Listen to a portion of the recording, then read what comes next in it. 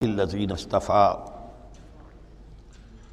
خصوصاً علی افضلہم وخاتم النبیین محمد الامین وعلی آلہ وصحبہ اجمعین اما بعد فقد قال اللہ تبارک وتعالی کما ورد فی سورۃ البقرہ اعوذ باللہ من الشیطان الرجیم بسم اللہ الرحمن الرحیم الحج اشہر معلومات فمن فرض فیہن الحج فلا رفث ولا فسوق ولا جدال فی الحج وما تفعلوا من خیر یعلمہ اللہ وتزودوا فإن خیر الزاد التقوی واتقون یا اولی الالباب صدق اللہ العظیم۔ پچھلے رکوع سے مناسک حج کا تذکرہ شروع ہو چکا تھا، اور اس کے ضمن میں خاص طور پر یہ کہ اگر کوئی حج کا احرام باندھ کر یا عمرے کا احرام باندھ کر سفر شروع کر دے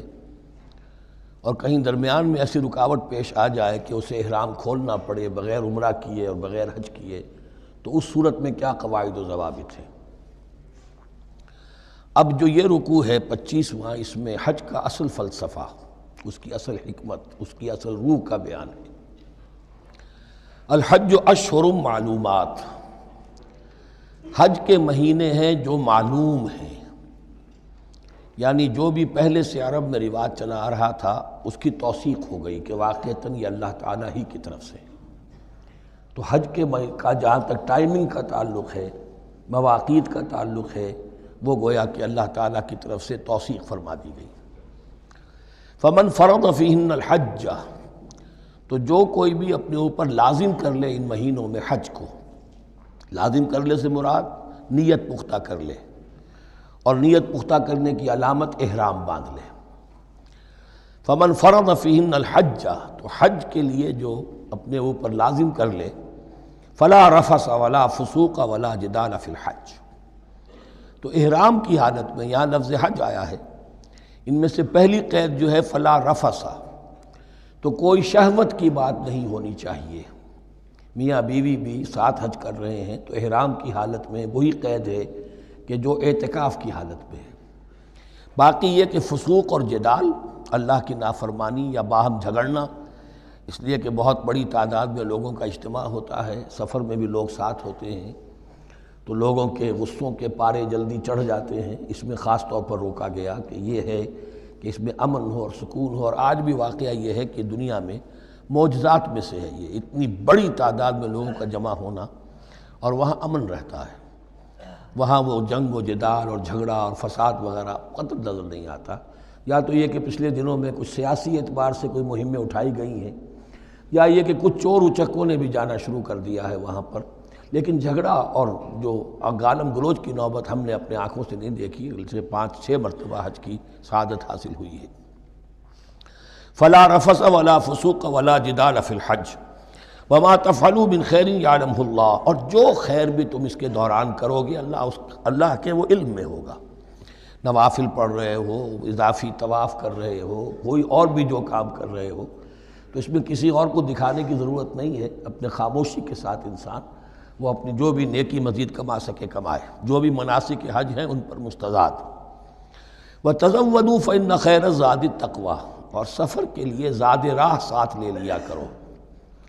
اور بہترین زاد راہ تقویٰ ہے۔ اب اس آیت کے 2 معنی لیے گئے ہیں، ایک تو یہ کہ بہترین زاد راہ تقویٰ ہے، یعنی سفر میں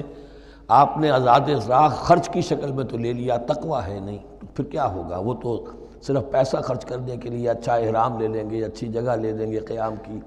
تو تقویٰ اگر نہیں ہے تو وہ حج تو حج ہی نہیں ہوگا۔ لیکن اس کا ایک دوسرا مفہوم جو ہے وہ بھی بہت اہم ہے کہ اگر انسان خود اپنا زاد راہ ساتھ نہ لے تو پھر وہاں مانگنا پڑتا ہے، تو تقویٰ سے مراد یہاں ہے سوال سے بچنا۔ بہتر یہ ہے کہ زاد راہ لے کر چلو، اور یہ کہ اس کے لیے تمہیں کسی کے سامنے سائل نہ بننا پڑے۔ اگر تم صاحب استطاعت نہیں ہو تو حج تم پر فرض ہی نہیں ہے۔ خام خواہ کو ایک شے جو تم پر فرض نہیں ہے اس کے لیے وہاں جا کر بھیک مانگنا، یا یہاں سے بھیک مانگ کر یا چندہ لے کر جانا، یہ تو قطعاً غلط حرکت ہے۔ وَتَزَوَّدُوا فَإِنَّ خَيْرَ الزَّادِ التَّقْوَىٰ وَاتَّقُونِ يَا أُولِي الْأَلْبَابِ، اور یقیناً میرا ہی تقویٰ کرو، مجھی سے ڈرو اے ہوش مندو۔ لَيْسَ عَلَيْكُمْ جُنَاحٌ أَن تَبْتَغُوا فَضْلًا مِّن رَّبِّكُمْ، اس میں تم پر کوئی حرج نہیں ہے، کوئی گناہ نہیں ہے کہ تم حج کے سفر کے دوران اپنے رب کا فضل بھی تلاش کرو۔ آدمی ہندوستان سے پاکستان سے جا رہا ہے، اسے ایسی اجناس لے جائے تجارت کے لیے جو وہاں پر بیچ کر کچھ نفع حاصل کر لے، تو یہ تقویٰ کے منافی نہیں ہے۔ اگر وہاں پر کوئی کاروبار کر سکو کرو۔ فَإِذَا أَفَضْتُم مِّنْ عَرَفَاتٍ، تو پھر جب تم عرفات سے واپس لوٹو، اس لیے کہ اصل حج جو ہے وہ عرفہ ہے، الحج العرفہ۔ حج کے بقیہ تمام مناسک رہ جائیں، صرف عرفہ میں شمولیت ہو جائے، قیام عرفہ میں تو حج ہو گیا، باقی جو چیزیں رہ گئی ہیں اس کا جو بھی اس کا کفارہ ہے، اس کا جو دم دینا ہے وہ دے دیا جائے۔ لیکن عرفہ سے اگر آدمی رہ گیا عرفات کے قیام سے تو پھر حج نہیں ہوا۔ اب یہاں سے جب لوٹتے ہو تو فاذکروا اللہ عند المشعر الحرام، یہ ٹائم ٹیبل نوٹ کر لیجئے کہ اصل میں 8 کی شام کو مکے سے نکلتے ہیں 8 ذی الحج کو، اور رات منی میں گزارتے ہیں۔ پھر 9 کا دن ہے اصل یوم عرفہ، 9 ذی الحج، صبح کو نکلتے ہیں، قافلے چلتے ہیں، اور کہیں دوپہر تک، اور دوپہر سے بھی ہو سکتا ہے تاخیر ہو جائے، لیکن کوشش ہوتی ہے کہ ظہر سے پہلے پہنچ جایا جائے، لیکن ظہر اور عصر دونوں ملا کر پڑھ لی جائیں عرفات میں داخل ہونے سے پہلے۔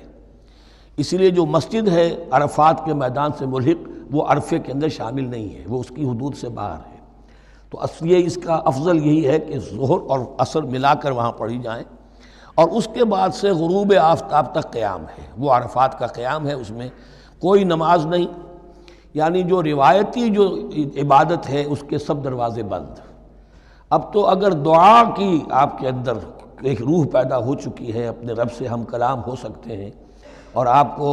حلاوت مناجات حاصل ہو گئی ہے، تو دعا مانگتے رہیے، بس یہی ہے دعا۔ قیام عرفہ جو ہے کھڑے ہو کر بیٹھے ہوئے جس طرح بھی ہو اللہ سے مناجات کرو، یا پھر یہ کہ اگر اس میں کبھی ہو جائے کسی وجہ سے تو آدمی تلاوت کرے، لیکن یہ کہ عام نماز نہیں۔ فَإِذَا أَفَضْتُم مِّنْ عَرَفَاتٍ فاذكروا اللَّهَ عِندَ المشعر الحرام، یہ مزدلفہ کا قیام ہے، 9 کی شام کو مغرب کی نماز کا وقت ہو چکنے کے بعد وہاں سے روانگی ہے، لیکن وہاں مغرب کی نماز پڑھنے کی اجازت نہیں ہے۔ اب جاؤ اور مغرب اور عشاء دونوں جمع کرو اس میں مشعر حرام یعنی مزدلفہ میں۔ وَاذْكُرُوهُ كَمَا هَدَاكُمْ، اور یاد کرو اسے، ذکر کرو جیسے کہ تمہیں اس نے ہدایت دی ہے۔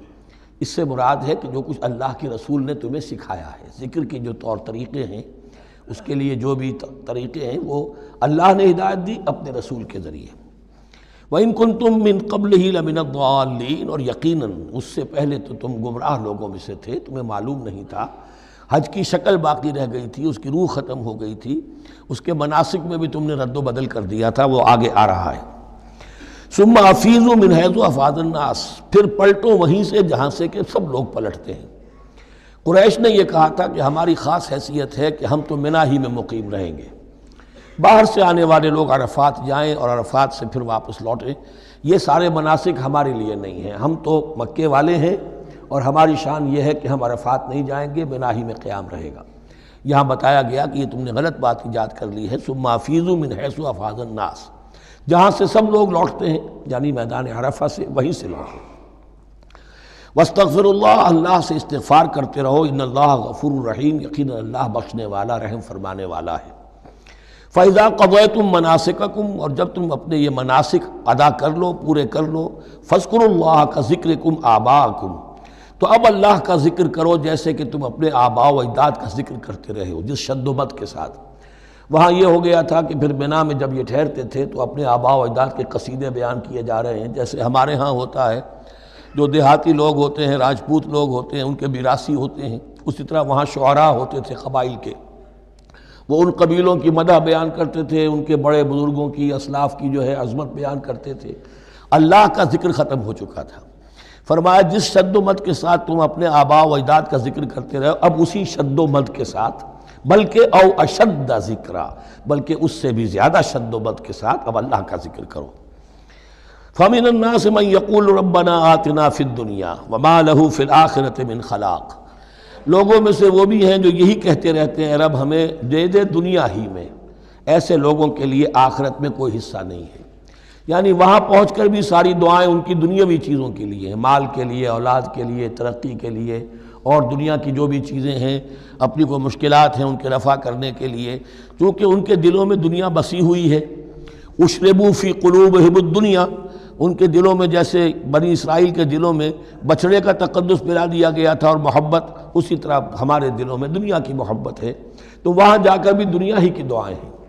فَمِنَ النَّاسِ مَن يَقُولُ رَبَّنَا آتِنَا فِي الدُّنْيَا وَمَا لَهُ فِي الْآخِرَةِ مِنْ خَلَاقٍ، ظاہر بات ہے ایسے لوگوں کے لیے پھر آخرت میں کوئی حصہ نہیں ہے۔ وَمِنْهُم مَن يَقُولُ، اور ان میں سے وہ بھی ہیں جو یہ کہتے ہیں ربنا آتنا فی الدنیا حسنۃ وفی الآخرۃ حسنۃ وقنا عذاب النار، پروردگار ہمیں اس دنیا میں بھی خیر عطا فرما اور آخرت کا بھی خیر عطا فرما اور ہمیں بچا لے آگ کے عذاب سے۔ اب دنیا کا خیر جو ہے سب سے بڑا وہ ایمان ہے، ہدایت ہے۔ دنیا کا کوئی خیر نہیں ہے جب تک کہ اس کے ساتھ ہدایت اور ایمان نہ ہو۔ تو سب سے پہلے انسان ایمان طلب کرے، پھر اس کے ساتھ اللہ تعالیٰ دنیا میں کشادگی دے دے، رزق میں بھی کشائش دے دے تو ٹھیک ہے، کوئی بری بات نہیں، اچھی بات ہے۔ لیکن یہ کہ اصل شے کیا ہے؟ ایمان اور استقامت۔ اولئک لہم نصیب مما کسبوا، یہاں یہ لفظ بہت اہم ہے، ان کے لیے حصہ ہوگا اس میں سے جو انہوں نے کمایا۔ محض یہ دعا کرنے سے یہ دعا جو ہے یہ کافی نہیں ہو جائے گی۔ اول تو یہ نوٹ کر لیجئے یہی وہ دعا ہے جو یعنی رکن یمانی سے لے کر جو بھی ہر چکر ہوتا ہے اس کا طواف کا، تو رکن یمانی سے لے کر حجر اسود تک کا جو دورہ ہے، اس میں یہ دعا مانگی جاتی ہے، ربنا آتنا فی الدنیا حسنۃ وفی الآخرۃ حسنۃ وقنا عذاب النار۔ اولئک لہم نصیب مما کسبوا، ان کے لیے حصہ ہے اس میں سے جو انہوں نے کمایا۔ اچھا، اس میں سے جو انہوں نے کمایا، اس میں سے کیوں؟ وہ تو سارا ملنا چاہیے، لیکن بندے کو ڈرتا رہنا چاہیے کہ ممکن ہے اس میں سے کسی مسئلے میں میری نیت میں کوئی فساد آ گیا ہو، ممکن ہے اس میں سے میرے کسی عمل کے اندر کوئی کمی رہ گئی ہو، کوئی کوتاہی رہ گئی ہو۔ اس لیے یہ نہ سمجھ لے کہ جو بھی کچھ کیا ہے اس کا اجر لازماً ملے گا۔ مما کسبوا، جو انہوں نے کمایا ہے اس میں خلوص ہے، اس میں بے ریائی ہے، اس میں تمام جو بھی اس کے آداب اور شرائط ہیں ملحوظ رکھے گئے ہیں، تو ان کو اس کا حصہ ملے گا۔ واللہ سریع الحساب، اور اللہ تعالیٰ کو حساب چکانے میں دیر نہیں لگتی، بہت جلدی حساب کر لے گا۔ اب تو ہمارے سامنے نقشے موجود ہیں، کمپیوٹرز ہیں، کتنی جلدی حساب ہو جاتا ہے، تو اللہ کے ہاں تو پتہ نہیں کیسا سپر کمپیوٹر ہوگا کہ اسے حساب نکالنے میں دیر نہیں لگے گی۔ وَاذْكُرُوا اللَّهَ فِي أَيَّامٍ مَّعْدُودَاتٍ، اور ذکر کرو اللہ کا گنتی کے چند دنوں میں۔ یہ لفظ یہاں پر پھر آ گیا ہے اس بات کی وضاحت کے لیے جو میں نے عرض کیا تھا کہ ابتدائی جو حکم تھا روزے کا، ایام معدودات، وہ 3 دن کے روزے تھے، اس لیے کہ یہاں بھی معدودات کا لفظ آیا ہے، فی ایام معدودات، اور سب کو معلوم ہے یہ 3 دن ہیں، 11ویں 12ویں 13ویں تاریخ جو ہے ذی الحج کی، کہ پھر یوم نحر کے بعد 3 دن یہاں پر قیام ہے، مبیت ہے، تو وہ 3 دن ہے ایام معدودات۔ فمن تعجل فی یومین، تو جو کوئی 2 دن ہی میں جلدی سے واپس آ جائے، فلا اثم علیہ، یعنی 3 دن پورے نہیں کرتا،